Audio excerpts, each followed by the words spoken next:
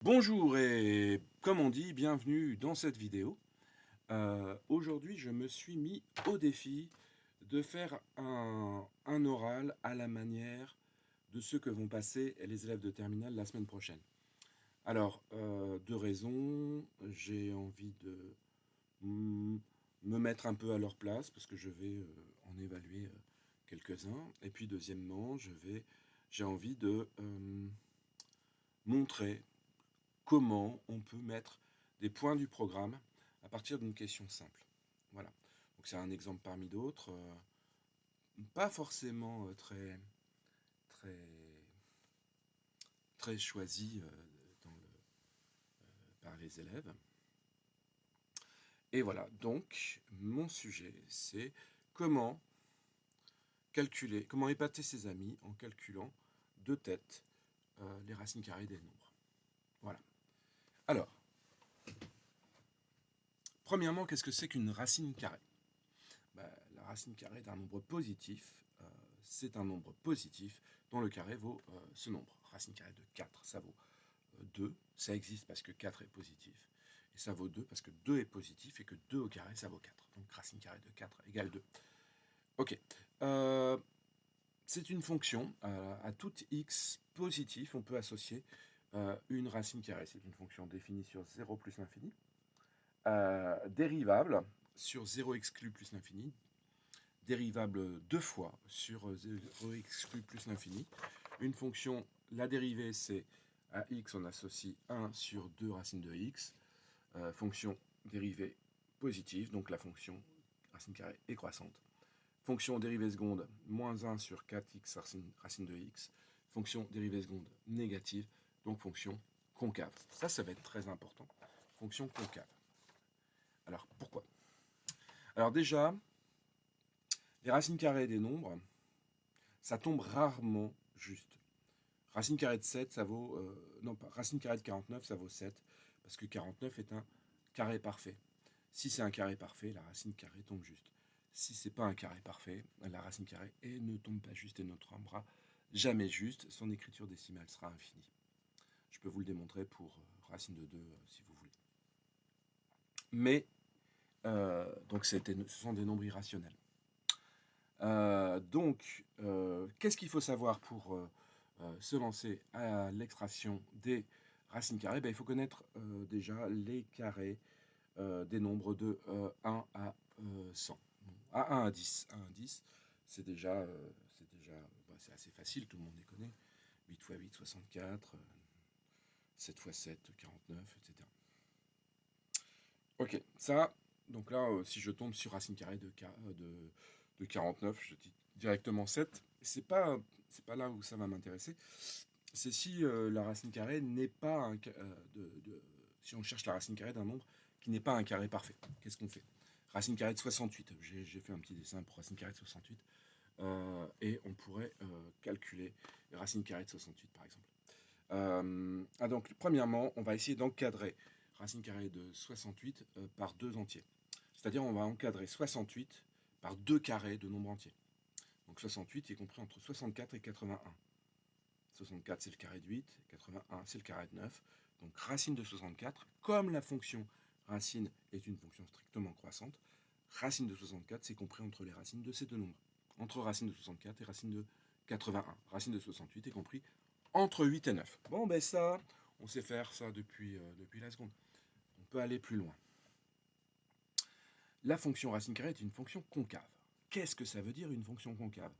Ça veut dire qu'elle a deux particularités intéressantes. Premièrement, si je prends deux points de la courbe et que je trace sur un intervalle sur lequel la fonction est concave. Si je trace la droite qui joint ces deux points de la courbe, eh bien, cette droite, ce segment, le segment sera en dessous de la courbe. En dessous de la courbe. La séquente est en dessous de la courbe. En revanche, si je trace n'importe quelle tangente sur cet intervalle pour laquelle la fonction est concave, alors la tangente sera au-dessus de la courbe. Donc, la courbe, elle est comprise entre la séquente et la tangente. Voilà, la séquente et la tangente. Je vais maintenant me servir de ça pour calculer racine de 68. Donc je sais que racine de 68, c'est compris entre 8 et 9. Mais, est-ce que j'ai un meilleur dessin? Oui, j'avais un meilleur dessin. Racine de 68, voilà, le dessin ici est meilleur. Racine de 68 est compris entre 8 et 9. Et en fait, le racine de 68, c'est l'ordonnée de ce point. Et on voit qu'il est compris entre l'ordonnée du point de la tangente, par excès, et l'ordonnée du point de la séquente, par défaut.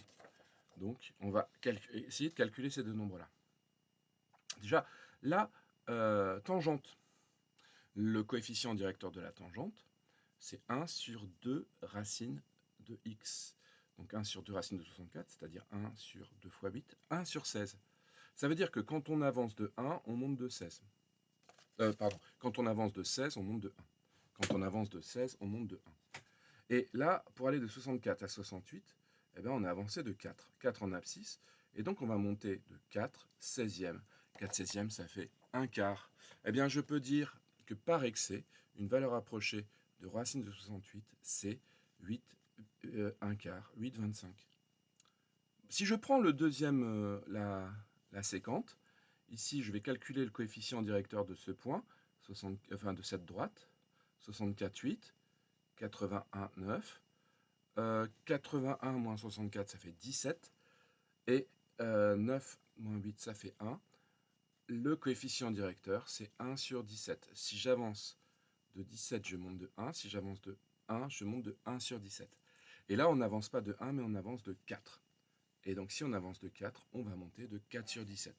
Ça, c'est la valeur par défaut.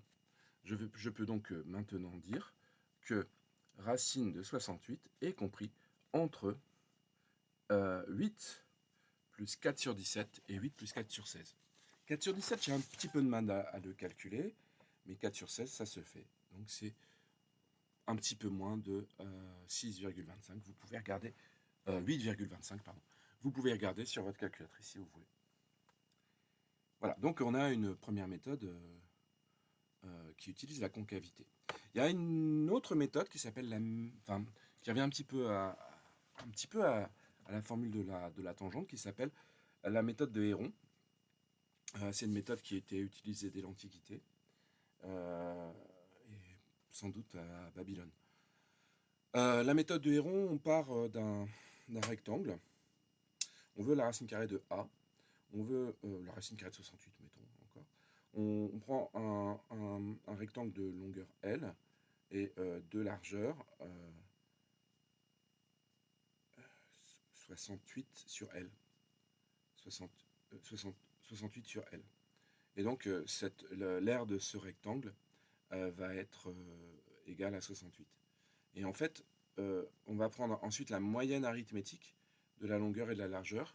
Et donc, on va faire x plus 1 demi, pardon, de, entre parenthèses, x plus 68 sur x.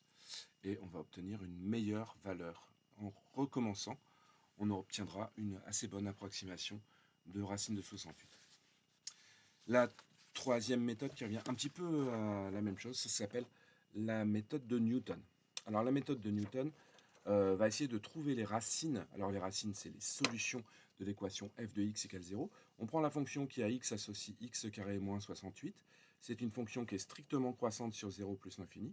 Le minimum atteint en 0 qui vaut moins 68.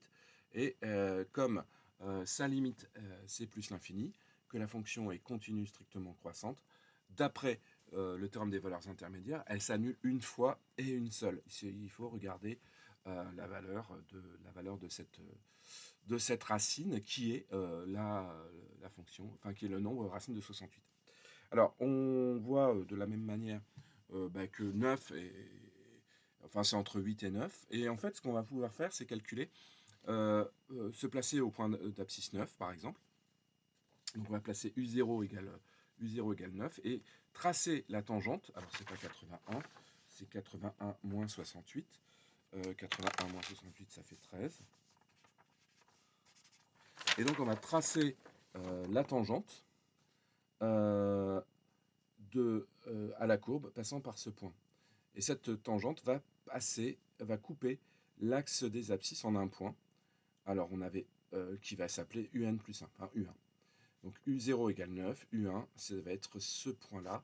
Et cette méthode, qui s'appelle la méthode de Newton, que je pourrais détailler tout à l'heure, eh bien, va nous amener à une formule qui va être UN plus 1 est égal à UN sur 2 plus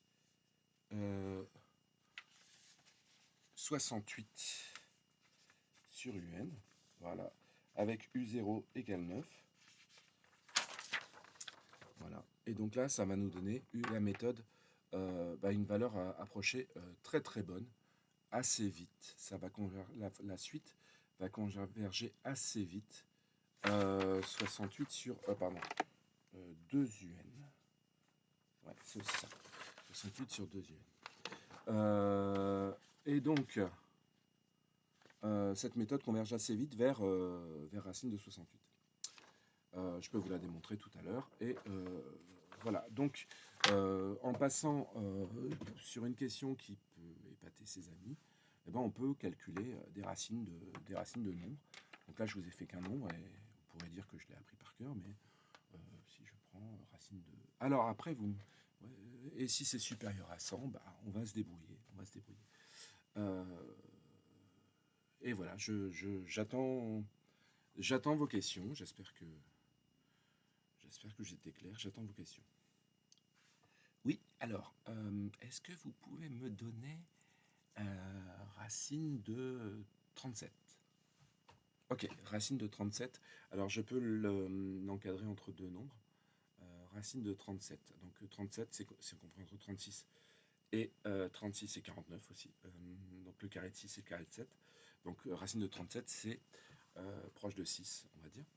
Mais c'est exact. Si je prends la tangente au point d'abscisse 6, au point d'abscisse 36, pardon, le coefficient directeur, ça sera 1 sur 2 fois 6, 1 sur 2 fois 6, 1 douzième. Et donc j'avance de 1, je monte de 1 douzième, ça fait 6 plus 1 douzième. Et 1 douzième, ça fait 0,083. Je pense que racine de 37, c'est un peu moins que 6,08. 6,083. Un petit peu moins, pas beaucoup. Voilà. Voilà. Autre question, oui. Si le nombre est supérieur à 100, par exemple, racine de 750. Racine de 750. Ok, est-ce que je peux aller au tableau? Ok, merci. Donc racine de 750. Alors, déjà, racine de 750, on va pouvoir se dire que c'est 25 fois 30. Enfin, racine de 25 fois 30, donc ça fait 5 fois racine de 30. Est-ce que 30, je vais pouvoir le... est-ce que je vais pouvoir le simplifier encore? Non, mais je sais que 30, c'est compris entre 25 et 36. Donc ça vaut à peu près, racine de 30, ça vaut à peu près 5. Et j'avance de 5 dixièmes, 5,5. Ah ouais, c'est un petit peu moins de 5,5. Et donc, racine de 750, ça fait 5 fois 5,5. Ça va faire 27,5. 27,5. Voilà, je sais pas, peut-être. Mais sinon, je pourrais aussi dire racine de 750. Je vais pouvoir le simplifier par 100. Je vais factoriser par 100, ça fait 7 fois racine de 7, 100 fois 7,5. Et donc ça fait 10 fois racine de 7,5. Et à ce moment-là, on va pouvoir encadrer racine de 7,5. Racine de 7,5, c'est entre 4 et 9. Enfin, entre 2 et 3. Et puis, avec la méthode de Héron, on va pouvoir y arriver aussi. Voilà.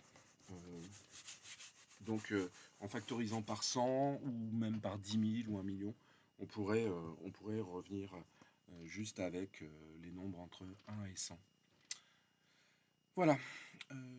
Oui, alors, qu'est-ce que je voulais dire? La méthode...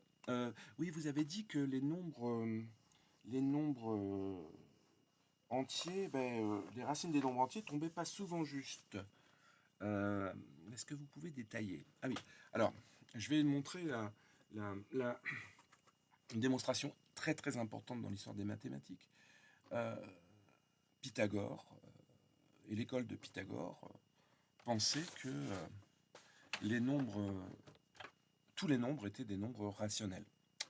Et en fait, racine de 2, ben, on a démontré que c'était pas un nombre irrationnel, grosse crise. Pas un nombre rationnel, grosse crise. Et Hippase de Métaponte a, d'après la légende, divulgué le fait que racine de 2 était irrationnel, et on dit qu'il aurait été assassiné. Alors, la démonstration pour racine de 2. Eh bien, si j'admets que racine de 2 est un nombre rationnel, ça veut dire qu'il existe A et B premiers entre eux, tels que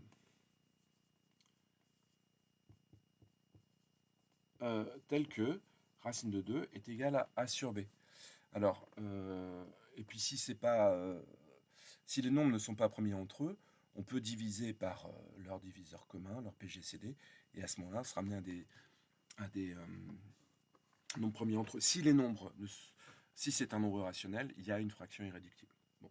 Alors, on admet que racine de 2 est un nombre rationnel, et on va arriver par un raisonnement à une absurdité. Ça sera à quelque chose qui n'est pas possible. Donc on fait un raisonnement par l'absurde. Donc on admet ceci. Et voilà. Donc cette égalité, on va la mettre au carré. Si deux nombres sont égaux, leurs carrés sont égaux. Donc racine de 2 au carré, c'est égal à A sur B au carré. Ça fait 2 est égal à A carré sur B carré. Ou encore A carré est égal à 2B carré. Ok, donc A carré égale 2B carré, B est un entier, donc B carré est un entier, 2B carré, 2 fois un entier, ça fait un nombre pair. Donc A carré est pair. Et si A carré est pair, si A est entier et avec A carré pair, eh ben ça veut dire quoi? Eh ben ça veut dire que A est pair. Pourquoi? Eh ben les carrés des nombres pairs sont pairs, mais ça ne prouve pas ça. Les carrés des nombres qui ne sont pas pairs ne sont pas pairs. Les seuls nombres dont les carrés sont pairs sont les nombres pairs. Donc, A est pair. Si A est pair, eh ben, je vais écrire A est égal à 2A'. A', ça va être la moitié. Ça va être un entier. A', un entier. À ce moment-là, ben, je vais pouvoir écrire cette nouvelle égalité. 2A' au carré égale 2B carré. Si je mets tout au carré, ça va faire 4A' au carré égale 2B carré. Ou encore B carré égale 2A' au carré. Ah, ceci nous dit que B carré est pair. Et là, il y a un problème.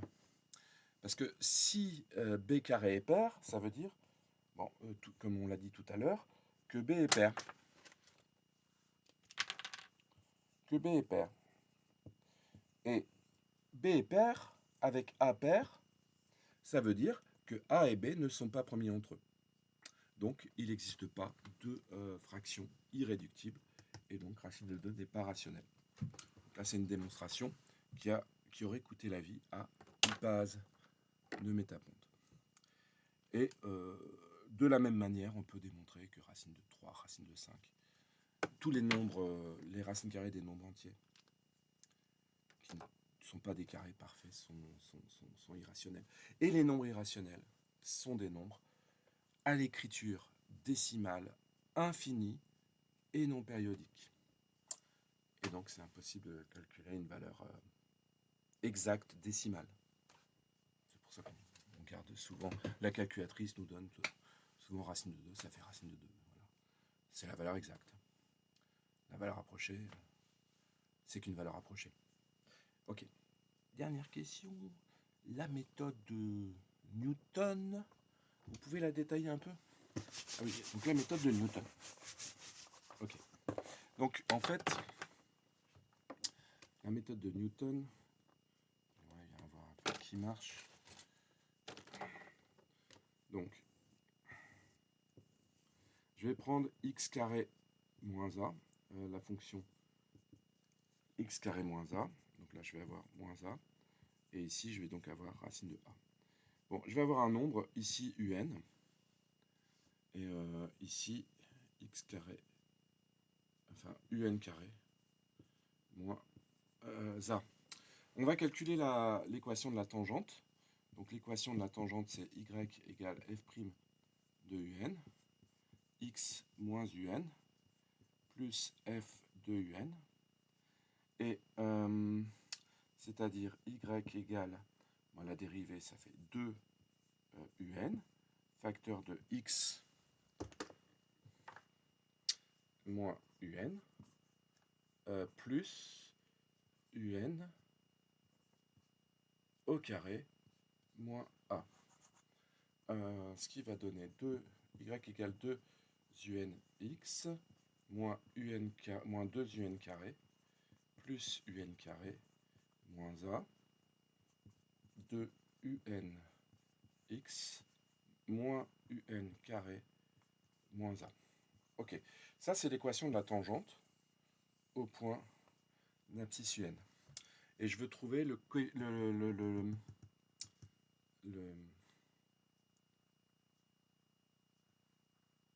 point d'intersection de la tangente avec l'axe des abscisses.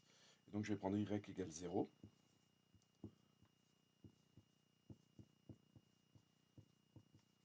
Et donc je vais regarder x, ça va être un plus 1.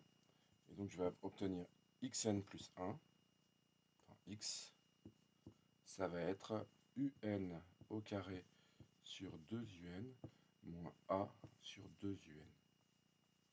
Et donc ça va faire un plus 1. Et donc en posant un égale 9, u0 égale 9, ben on va avoir une suite qui va converger rapidement. Alors on aurait pu utiliser avec f et f'. Bon, enfin voilà. Mais ce qui m'intéressait, c'est qu'on retrouve la méthode d'Alexandrie, la méthode de Héron d'Alexandrie, avec la formule de Newton. Voilà. Bon, j'espère que ça vous a convaincu. Bon ben voilà, j'ai terminé mon exercice d'oral. J'ai prévu quelques questions. Il fallait avoir fait quelques dessins au préalable. C'est pas la première fois que je refais parce que je suis nul en vidéo. Donc je fais tout d'une traite. Et donc à la moindre erreur, je balance. Et donc c'est pas la première fois. Donc je me suis mis vraiment à la place des élèves qui ont essayé de faire